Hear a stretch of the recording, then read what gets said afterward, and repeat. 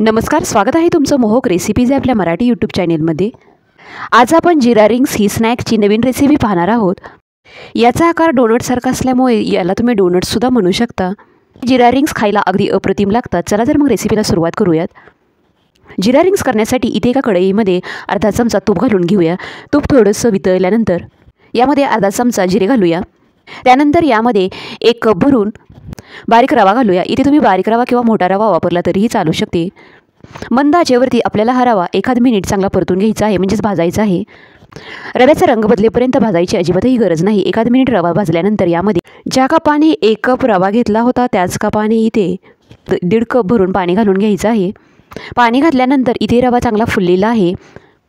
या रव्याचा एक घट्टसर गोळा होईपर्यंत आपल्याला हा रवा चांगला मिक्स करून घ्यायचा आहे। 2 ते 3 मिनिटांमध्येच इथे रवा बराचसा घट्ट झालेला आहे व याचा एक गोळा झालेला आहे।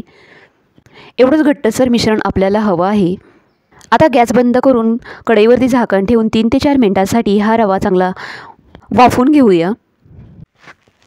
3 ते 4 मिनिटांनंतर रवा चांगला शिजलेला आहे। तर हे मिश्रण एका मोठ्या ताटामध्ये काढून घेऊया।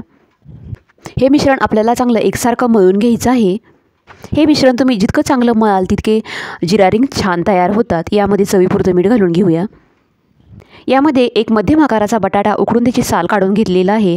तो बटाटा आलेखिसायच्या खिसणीने किसून घेऊया। यामध्ये घालायचा बटाटा किसूनच घ्यायचा आहे, कुस्करून वगैरे घ्यायचा नाही। यामध्ये बटाटा घातल्यामुळे एकतर या रिंग्सला खूप छान चव येते, तसेच रिंग्स एकदम खुसखुशीत होण्यास मदत होते।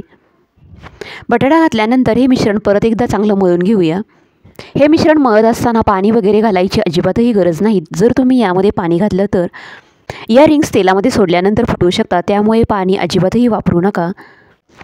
अशा प्रकारे एकदम मऊसूद असं इथं मी मिश्रण मळून घेतलेलं आहे। शेजारच्याच प्लेटमध्ये थोडंसं तेल घेतलेलं आहे। हे तेल हाताला थोडंसं लावून यातील एक लिंबाच्या आकाराचा गोळा तोडून हाताने अशा प्रकारे गोलाकार वळवून घ्यायचा आहे व त्याला चपटा आकार देऊन जी आपली करंगळी असते तिने असे त्याला होल मारून घ्यायचं आहे, म्हणजेच याला रिंग्सचा आकार देऊन घ्यायचा आहे। हे मिश्रण इथे मी एकदम मऊसूद असं मळून घेतलेलं असल्यामुळे याला अजिबातही क्रॅक जात नाहीत। एकदम मस्त असे जिरा रिंग्स तयार होत आहेत। एकदम छोटे छोटेच व थोडेसे पातळ अशा ह्या रिंग्स बनवून घ्यायच्या आहेत। इथे मी थोड्याशा रिंग्स तयार करून घेतलेल्या आहेत। तयार झालेल्या रिंग्स तळून घेऊया व बाकीच्या रिंग्स मी तळतच करून घेणार आहे। इथे या रिंग्स तळण्यासाठी या कढईमध्ये थोडंसं तेल गरम करून घेतलेलं आहे। यामध्ये यातील थोड्याशा रिंग्स सोडून घेऊया। आपल्याला ह्या सर्व रिंग्स मध्यम आचेवरतीच तळून घ्यायच्या आहेत।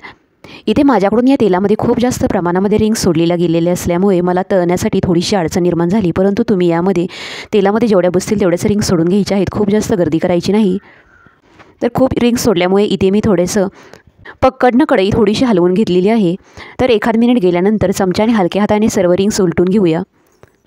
रिंग्स हलवायची अजिबातही गडबड करायची नाही।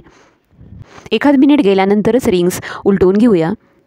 तसेच रिंग्स उलटण्यासाठी मोठ्या झाऱ्याचा उपयोग न करता अशा प्रकारच्या छोट्याशा चमच्यानेच उलटून घ्यायच्या आहेत।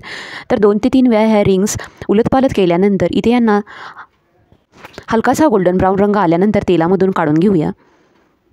तर तुम्ही इथे पाहू शकता, इथे आपल्या जिरा रिंग्स एकदम मस्त तयार झालेल्या आहेत। तर अशा प्रकारे राहिलेल्या सर्व रिंग्स तळून घेऊया। हा स्नॅक्स करण्यासाठी खूप जास्त वेळ लागत नाही, खूप जास्त पदार्थ लागत नाहीत, तरी ह्या जिरा रिंग्स खायला खूप मस्त लागतात।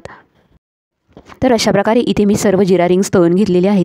यातील एक रिंग मी तुम्हाला फोडून दाखवते, तर तुम्ही ते पाहू शकता। बाहेरून एकदम कुरकुरीत व आतून एकदम पोकळ अशी ही जिरा रिंग्स बनलेली आहे।